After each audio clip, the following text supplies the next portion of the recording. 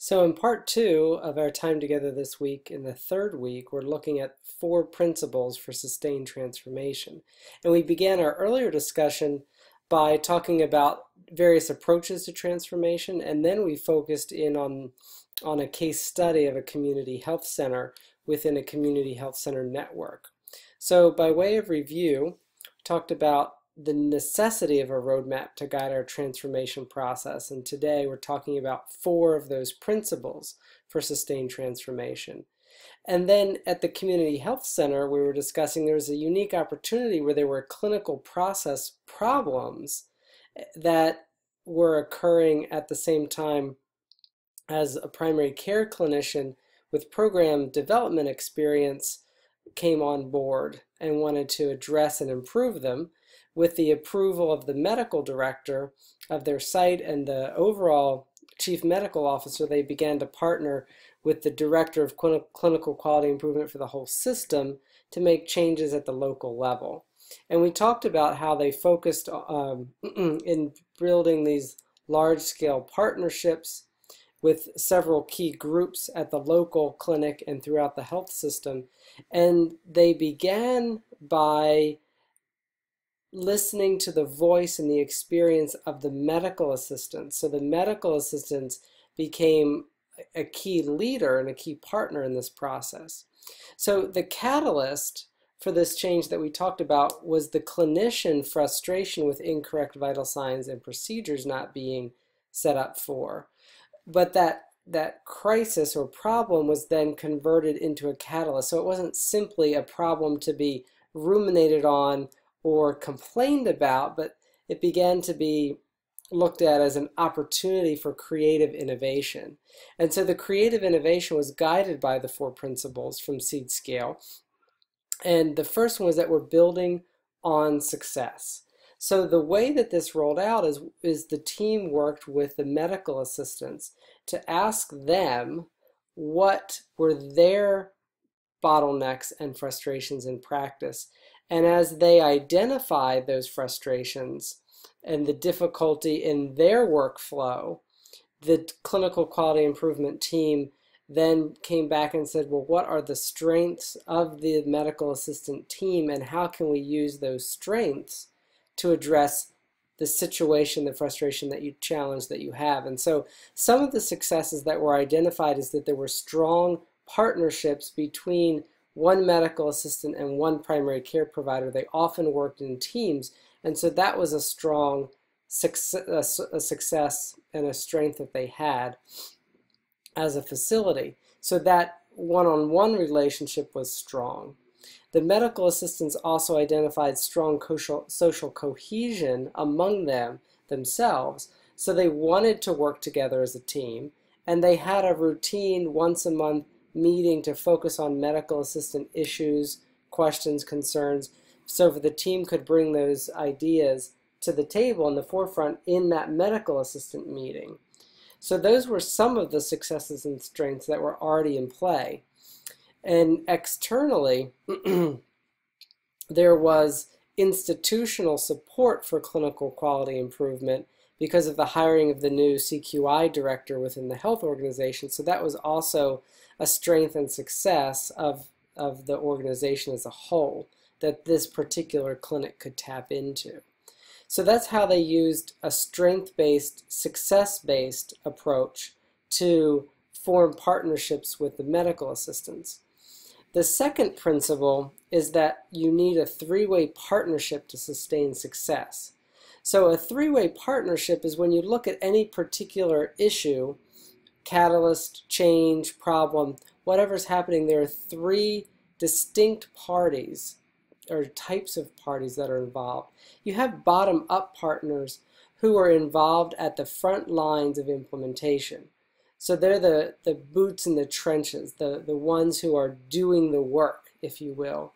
And in this particular situation, the bottom-up partners were the medical assistants. They were the ones who were taking the vital signs. They were the ones who were setting up for procedures. So that was one bottom-up partner. But at the same time, the primary care nurse practitioners and physicians were also bottom-up partners because they were implementing They were giving clinical practice and care, and the primary care clinicians were the ones experiencing gaps in the vital signs and in the procedure setup. So those were two parties that are on the front lines. So again, implementers or front lines are ways to think about the bottom-up partner, bringing from the ground experience to the table. Now the top-down partner is the one who has decision-making power.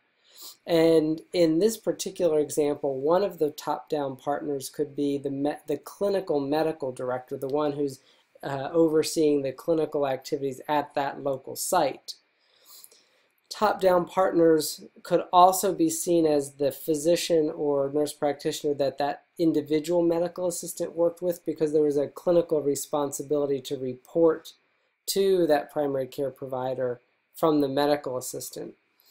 And you may also see a top-down or a decision-making partner as the medical officer for the entire system, who gave permission for one of the clinicians to modify their schedule to include clinical improvement activities. So those are some of the top-down partners on this issue.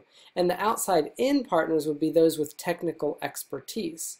And oftentimes that could be seen as an academic or a consultant, but not necessarily. It could be anyone with a method or a content expertise that comes to bear on this issue. And so in our example, the clinician who was providing primary care services but also had program design implementation experience was a technical partner. And that partner brought knowledge about the front lines of clinical practice as well as the larger program design vision.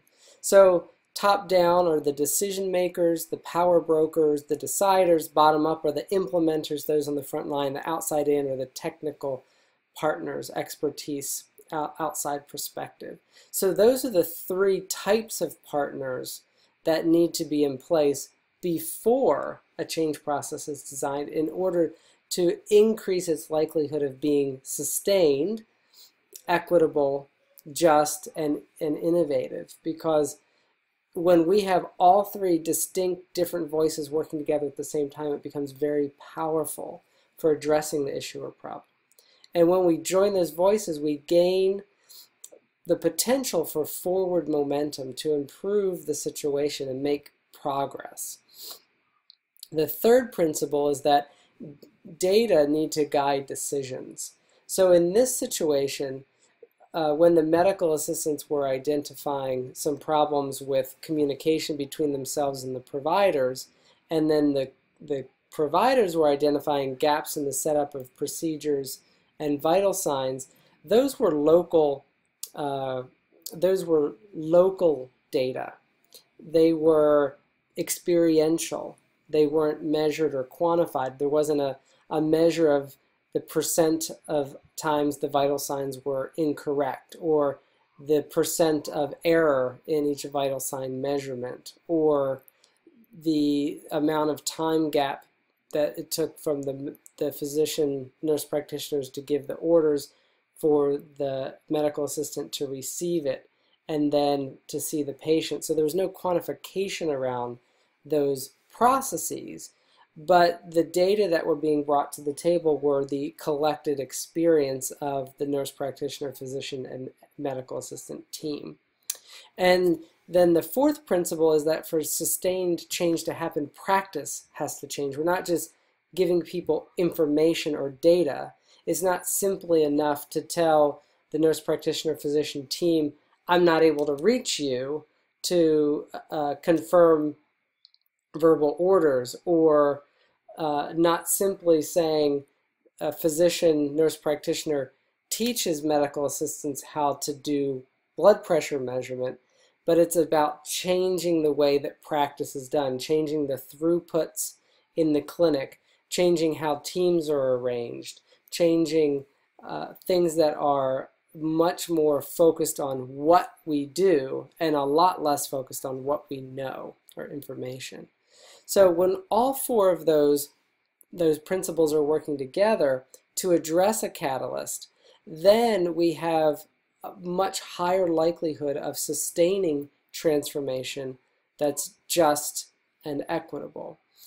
But it doesn't end there, of course, and in our time next week we'll talk about the process of transformation, building capacity, creating vision, and acting.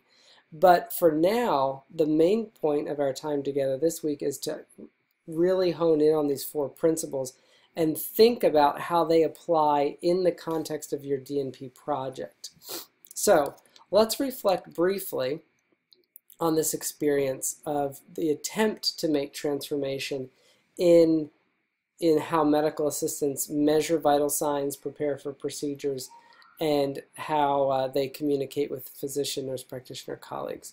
So we said that the key basis of this transformation needs to be the human energy, the desire, the motivation, the passion of the medical assistants, nurse practitioners, and physicians. So let's use Walsh's 4 quadrants to think about what we would continue doing and consider improving for the future. Take your understanding of the seed scale principles based on reading Just and Lasting Change, and I want you to think about, from this process that the Community Health Center team engaged in, what would you continue as good, solid practice on the 4 principles for designing 3-way partnerships, using data, etc. And on the flip side, what would you consider doing differently if you were in this position of being a change agent at that clinic? So take a moment, really think about what you continue and consider revising, and then come back and join us. I'll hit a few highlights, but I want you to take the opportunity to do this analysis on your own, and then come back and join us. So some of the things that you might say were a best practice that could be continued were focusing on the medical assistant teams. So they worked well with the physician colleagues on a one-on-one basis, and they also met routinely to discuss their own clinical practice issues. So working within those existing teams is a way to build partnership, and partnering the medical assistant, primary care provider, and the clinical quality improvement teams in a continuum of communication is also probably a best practice for maintaining 3-way partnerships. But one of the unique contributions that this team had was that the MAs led the process of reflection on their clinical practice.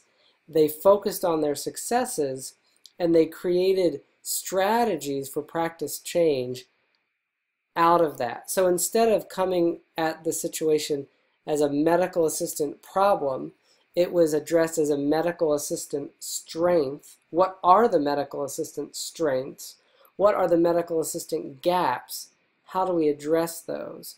And then that was the foundation for engaging in a change process to improve medical assistant skills for vital sign taking, which did occur, but not at the beginning of the process.